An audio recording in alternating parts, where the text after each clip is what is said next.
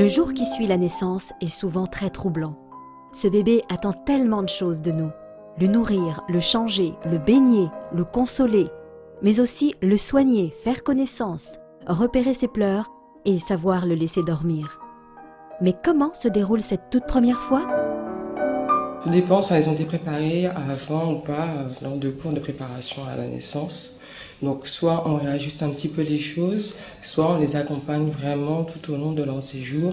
Donc il y a des aides-soignantes, des auxiliaires, des puéricultrices et des sages-femmes qui sont là pour les encadrer, pour leur premier pas avec leur enfant. Quel genre de soins apprend-on à donner à son bébé ? Les soins qu'on apprend à donner à son bébé sont déjà d'une part le change, donc le change de la couche, pour vérifier s'il a fait des selles, des urines. Ensuite, il y a le bain, que les mamans apprennent, viennent accompagnées de l'auxiliaire, faire le bain pour voir les différents gestes qu'il y a à faire, les différents types de maintien de bébé lors de la toilette. Donc il y a d'abord les soins du visage qu'on peut faire, les soins du cordon, les soins du siège. Et on fait aussi la pesée pour voir l'évolution du poids de bébé en fonction de l'allaitement, en fonction des jours d'hospitalisation. Quel matériel de puériculture est-il indispensable d'avoir à la maison ? Ça se compose de la baignoire pour faire le bain de bébé avec un thermomètre de bain pour vérifier la température de l'eau.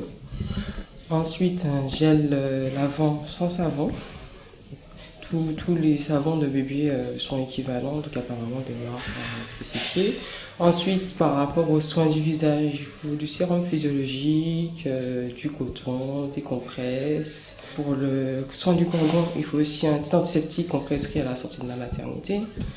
Pour l'échange, donc soit des couches jetables ou des couches en tissu, tout dépend du choix des parents. Donc c'est ce qui englobe vraiment ce qui est vraiment indispensable. Après, tout dépend de chaque parent, ce qu'ils veulent avoir à côté pour compléter le trousseau de bébé. Et surtout, vers qui me tourner en cas de doute? En cas de doute, on peut soit se tourner vers le service de maternité d'où on est sorti pour avoir des petites explications, soit si on a été suivi pendant la grossesse, on a fait des cours de préparation vers la sage-femme référente, soit vers un médecin généraliste ou pédiatre qui peut nous renseigner. Et le gynécologue aussi peut des fois nous amener à répondre à certaines questions aussi. Si vous et vos petits bouts souhaitez participer à l'émission, nous écrire à matete@orange.fr.